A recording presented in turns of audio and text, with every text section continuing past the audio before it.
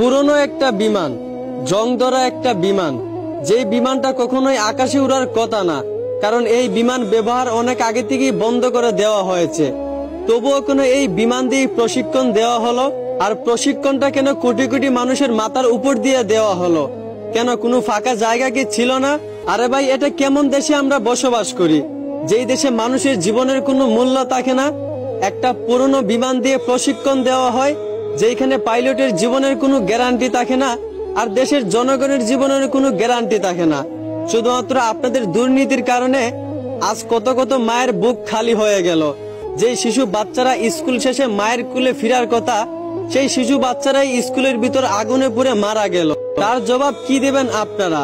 আর মানুষও তোমরা কেমন, যেই পানির বোতল 20 টাকা করে পাওয়া যায়, বিপদের সময় সেই পানির দামটাও 600 টাকা। কেন ভাই, তোমরা কি মরবা না?